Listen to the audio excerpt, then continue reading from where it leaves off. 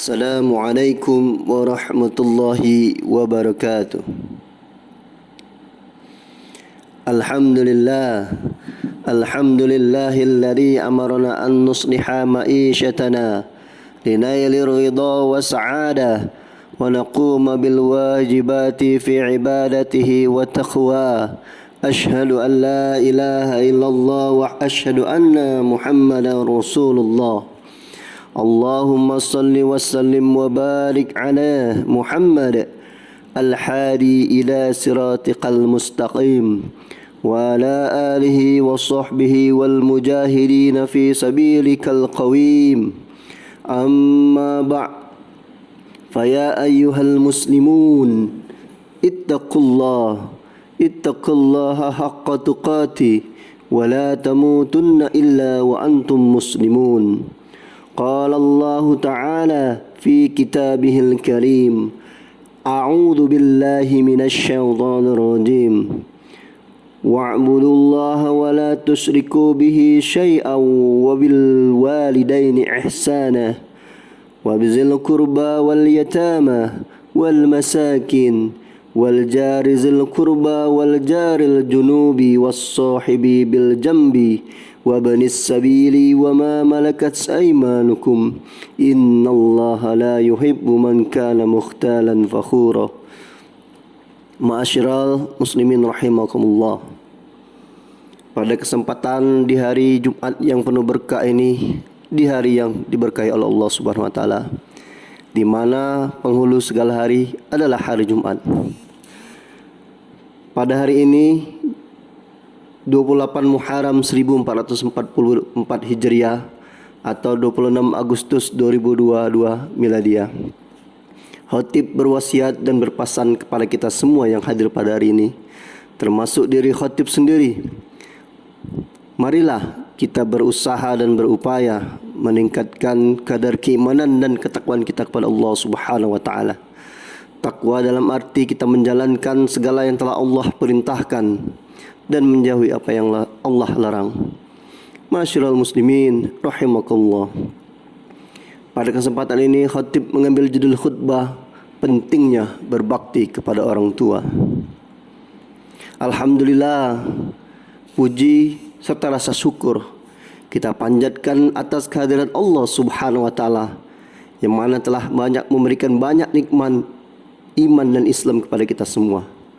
Kemudian salawat dan salam semoga selalu tercurahkan kepada suri tauladan kita Nabi besar Muhammad sallallahu alaihi wasallam.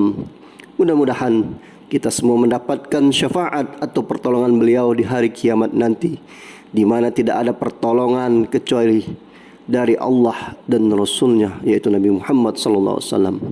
Amin amin ya rabbal alamin. Ma'asyiral muslimin rahimakumullah. Pada kesempatan yang penuh keberkahan ini, di dalam Al-Quran surat An-Nisa ayat 36, Allah Subhanahu wa taala memerintahkan kepada seluruh kaum muslimin untuk tidak beribadah kecuali kepadanya serta berbuat baik kepada kedua orang tua. Artinya, berbakti kepada orang tua menjadi salah satu indikator kualitas ibadah kita kepada Allah Subhanahu wa taala. Begitu juga, tidaklah sempurna ibadah kepada Allah jika seorang anak tidak berbakti kepada kedua orang tuanya. Perlu kita pahami bersama, agama Islam sangat menjunjung tinggi harkat dan martabat orang tua. Karena begitu tingginya derajat orang tua, sampai-sampai sahabat Ibnu Abbas radhiyallahu anhu berkata, "La tanfud saubaka fayusibahumal gubaru," yang artinya, janganlah engkau kibaskan pakaianmu sehingga kedua orang tuamu terkena debunya. Hadirin rahimakumullah. Sebagai seorang anak, kita wajib mentaati semua perintah kedua orang tua kita, kecuali perbuatan maksiat kepada Allah. Bahkan taat dalam perkara-perkara yang makruh sekalipun juga dianjurkan dan diperintahkan. Para ulama mengatakan bahwa jika salah satu dari kedua orang tua memerintah anaknya untuk melakukan perkara yang mubah atau meninggalkannya, disunahkan bagi anak untuk mentaatinya dalam hal tersebut. Namun, jika hati ayahanda atau ibunda menjadi sedih dan sangat terpukul jika anak menyalahi keduanya dalam hal itu. Maka pada saat itulah menjadi wajib baginya untuk mentaati keduanya dalam perkara mubah tersebut. Rasulullah SAW berkata, Ridallahi fi ridal walidaini wa sakhatuhu fi sakhatihima. Rawahul Hakim wa Tabarini wal Baihaqi fi Syu'aibul Iman. Artinya, ridha Allah berada pada ridha kedua orang tua dan murkanya Allah berada pada murka kedua orang tua. Hadis riwayat Al-Hakim, At-Tabarani dan Al-Baihaqi dalam Syu'ab Al-Iman. Masyarul muslimin rahimakumullah. Banyak sekali hadis yang menjelaskan tentang keutamaan berbakti kepada kedua orang tua. Di antaranya adalah sabda Rasulullah sallallahu alaihi wasallam, A'zamun nas haqqan 'alal mar'ati zawjuha wa a'zamun nas haqqan 'ala rajulil ummah. Rawahul Hakim. Orang yang paling agung haknya terhadap seorang perempuan adalah suaminya, dan orang yang paling agung haknya terhadap seorang laki-laki adalah ibunya. Hadis riwayat Al-Hakim. Untuk menambah keyakinan betapa pentingnya birrul walidain atau berbakti kepada kedua orang tua, marilah kita simak seorang sahabat yang bertanya kepada Rasulullah sallallahu alaihi wasallam. Qultu ya Rasulullah, man abarru? Qala ummaka. Qultu summa man? Qala ummuka. Qultu summa man? Qala ummuka. Qultu summa man? Qala abaka. Summa al-aqraba fal-aqrab. Yang artinya, aku bertanya, wahai Rasulullah, siapakah orang yang hendaknya aku dahulukan untuk berbakti kepadanya? Nabi menjawab, ibumu. Aku bertanya lagi, kemudian siapa? Nabi menjawab, ibumu. Aku bertanya lagi, kemudian siapa? Nabi menjawab, ibumu. Aku bertanya lagi, kemudian siapa? Nabi menjawab, ayahmu. Kemudian kerabat terdekat, lalu yang terdekat setelahnya. Hadis riwayat Abu Dawud dan At-Tirmizi, dan ia menilainya hasan. Dari hadis tersebut dapat kita pahami bahawa perintah berbakti kepada kedua orang tua ditujukan terlebih dahulu kepada ibu, baru kemudian ayah.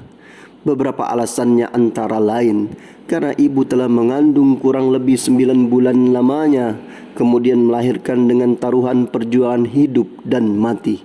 Setelah itu merawat dengan penuh kasih sayang sehingga seringkali tidak tidur di malam hari. Semua peran ini tidak bisa tergantikan oleh ayah. Ada kisah menarik yang pernah dialami Abdullah bin Umar radhiyallahu anhu.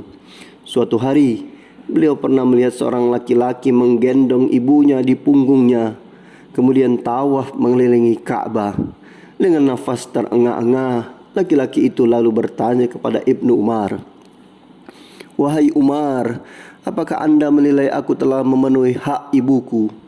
Kemudian Ibnu Umar menjawab, belum, bahkan sama sekali tidak sebanding dengan satu di antara sekian kali rasa sakit yang dialaminya saat melahirkan. Akan tetapi engkau telah berbuat baik kepadanya, dan mudah-mudahan Allah Subhanahu wa ta'ala membalasmu atas kebaikan yang sedikit ini dengan balasan yang banyak. Ma'asyiral muslimin rahimakumullah. Berbakti kepada kedua orang tua pahalanya sangat agung dan istimewa. Sebaliknya, durhaka kepada orang tua termasuk perbuatan dosa besar. Rasulullah SAW mengingatkan dalam sabdanya, kullu dzunubi yuakhirullahu minha ma syaa ila yaumil qiyamah illa uquqa walidain fa innahu yu'ajjalu li sahibihi. Rawahul Hakim. Balasan dari setiap dosa akan Allah tangguhkan sesuai dengan kehendaknya sampai hari kiamat, kecuali durhaka kepada kedua orang tuanya.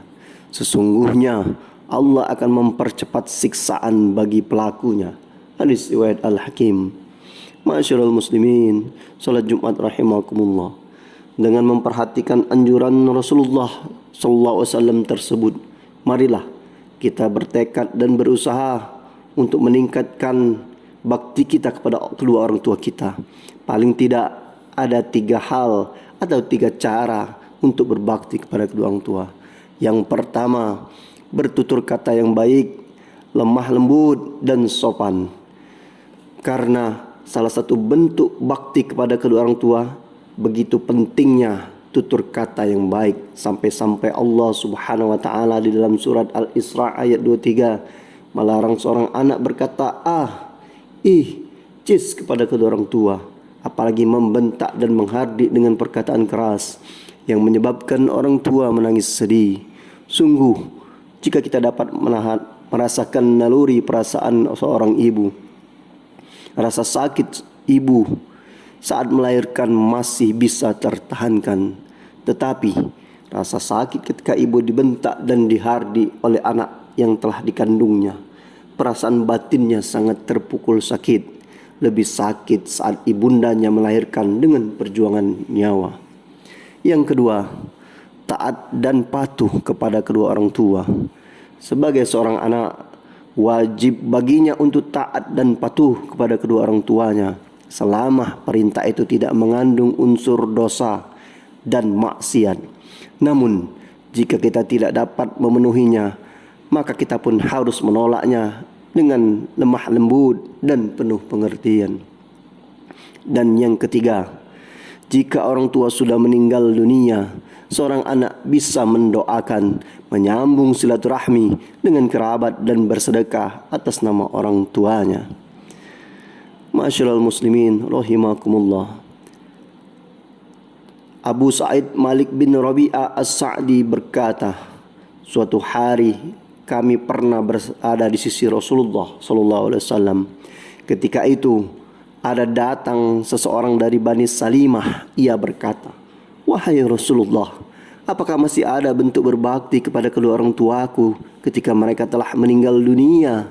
Kemudian Nabi menjawab, ya, masih tetap ada bentuk bakti kepada keduanya, yaitu mendoakan keduanya, meminta ampun untuk keduanya, memenuhi janji mereka setelah meninggal dunia, dan menjalin hubungan silaturahmi, kekerabatan dengan keluarga kedua orang tua yang tidak pernah terjalin, dan memuliakan teman dekat keduanya. Hadis riwayat Abu Daud dan Ibnu Majah. Hadirin yang dirahmati Allah, demikianlah khutbah singkat ini kami sampaikan melalui mimbar Jumat yang mulia ini. Khatib mengajak para hadirin sekalian, marilah kita tingkatkan kualitas dan kuantitas berbakti kepada kedua orang tua tercinta. Tidak ada alasan untuk tidak berbakti kepada kedua orang tua. Bahkan ketika orang tua sudah meninggal sekalipun, kita masih bisa berbakti kepada kedua orang tua. Mudah-mudahan dengan kita berbakti, berbuat kepada kedua orang tua, dapat menjadi wasilah kita untuk dapat bertemu kedua orang tua di surga nanti. Amin ya rabbal alamin. Barakallahu li wa lakum fil Qur'anil azim wa nafa'ani wa iyyakum bima fihi minal ayati wa dzikril hakim. Wa taqabbala minni wa minkum tilawatahu innahu huwas samiul alim. Alhamdulillah. Alhamdulillahi ala ihsanihi wa syukru lahu ala taufiqihi wa amtinani. Wa ashhadu an la ilaha illallah wahdahu la sharika lah. Wa ashhadu anna sayyidina Muhammadan abduhu wa rasuluh. Allahumma salli ala sayyidina Muhammad wa ala alihi wa ashabihi wa sallim tasliman katsira. Amma ba'd. فيا أيها الناس اتقوا الله فيما أمرنا وانتهوا عما نهى واعلموا أن الله أمركم بأمر بدأ فيه بنفسه وسنى بملائكته بقدسه وقال تعالى إن الله وملائكته يصلون على النبي يا أيها الذين آمنوا صلوا عليه وسلموا تسليما اللهم صل على سيدنا محمد صلى الله عليه وسلم وعلى آله سيدنا محمد وعلى أنبيائك ورسلك وملائكة المقربين وارض اللهم عن الخلفاء الراشدين أبي بكر وعمر وعثمان وعلي وعن بقية الصحابة والتابعين وتابعي تابعين لهم بإحسان إلى يوم الدين وارض عنا معهم برحمتك يا أرحم الراحمين. اللهم اغفر للمؤمنين والمؤمنات والمسلمين والمسلمات الأحياء منهم والأموات. اللهم أعز الإسلام والمسلمين وأذل الشرك والمشركين وانصر عبادك الموحدين وانصر من نصر الدين واهزل من خذل المسلمين ودمر أعداء الدين واعل كلمات إلى يوم الدين. اللهم ادفع عنا البلاء والوباء والزلازل والمهانة وسوء الفتنة والمحانة ما ظهر منها وما بطن أمبلنا إندونيسيا خاصة وسائر البلدان المسلمين عامة يا رب العالمين. اللهم اجعل حجا مبرورا وسعيا مشكورا وذنبا مغفورا. ربنا آتنا في الدنيا حسنة وفي الآخرة حسنة وقنا عذاب النار. عباد الله إن الله يأمر بالعدل والإحسان وإيتاء ذي القربى وينهى عن الفحشاء والمنكر والبغي يعظكم لعلكم تذكرون. فاذكروا الله العظيم يذكركم ولذكر الله أكبر والله يعلم ما تصنعون. أقيموا الصلاة.